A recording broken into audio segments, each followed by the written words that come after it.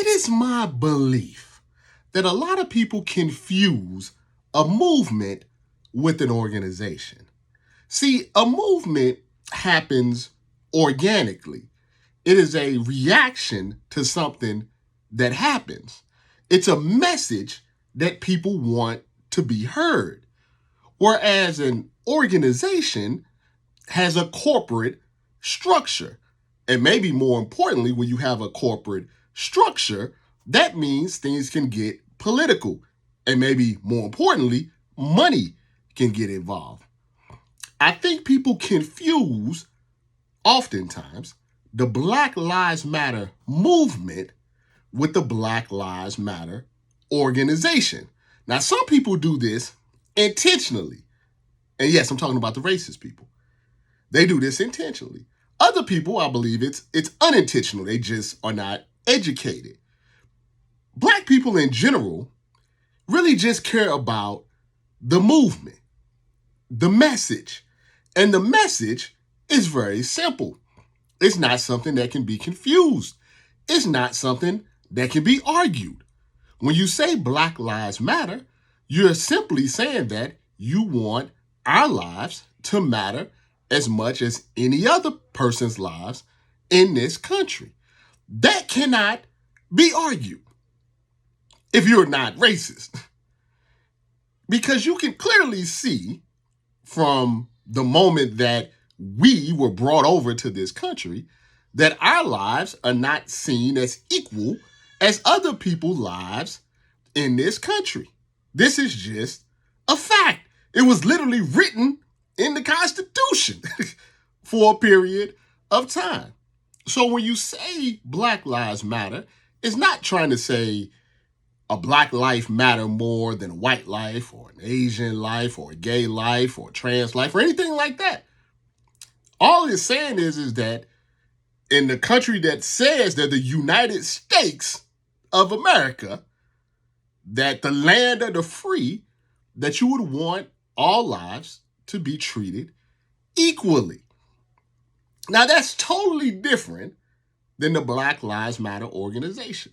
I can't speak on what is going on with that because I only care about the message.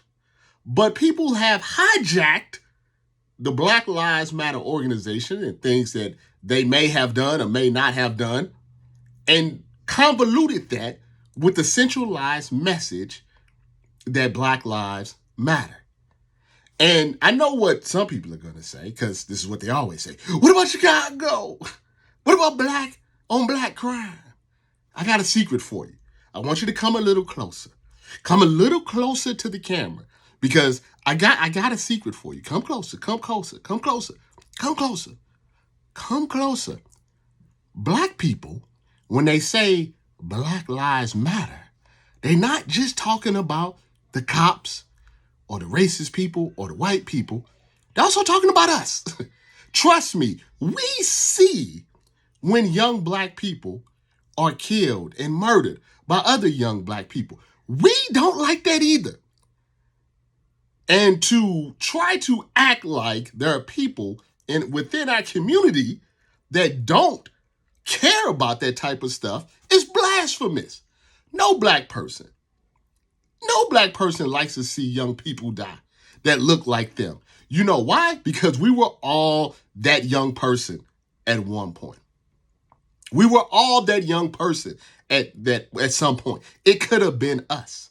So, of course, when we say Black Lives Matter, we're talking about everybody. We want Black Lives Matter to us, to you, to them, to the world, to the country.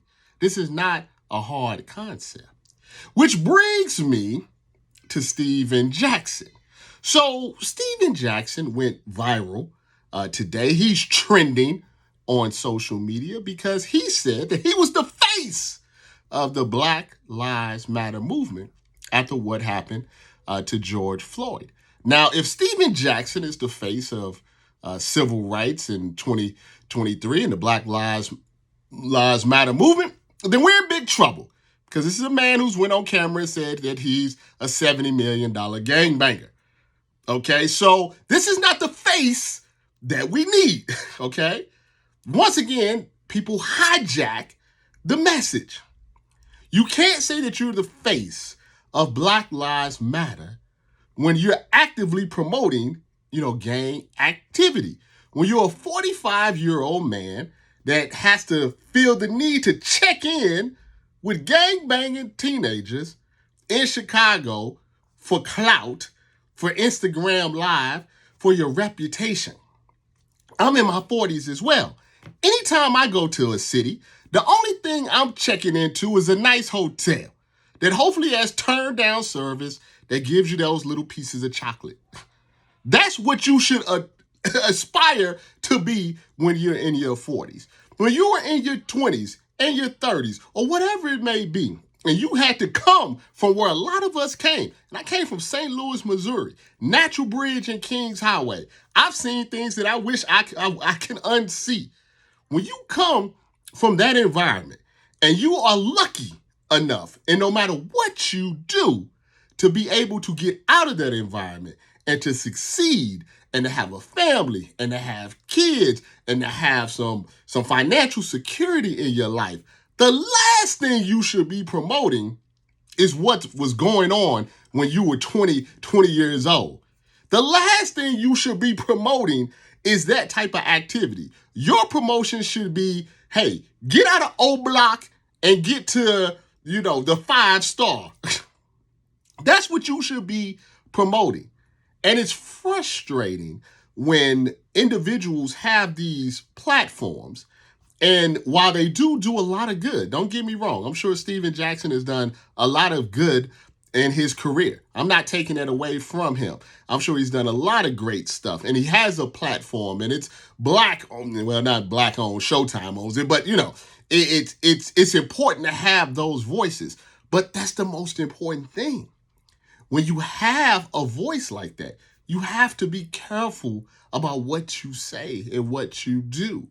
He had a great point about the big three.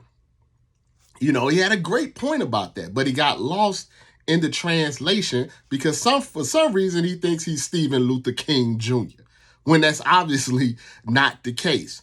We have to be careful.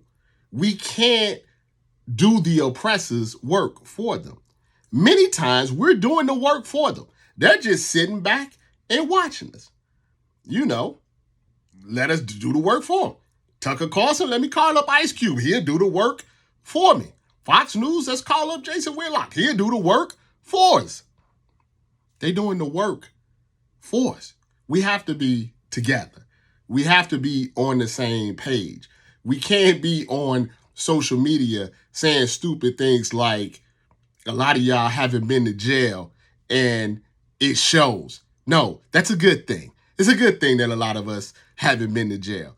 You can't glorify these negative things. It doesn't make you tough.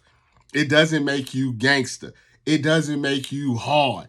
It doesn't make you a real man because you haven't went to jail. What makes you a real man is being true to yourself or being honest with yourself, being a good person, being a good family person, being a good person to your friends.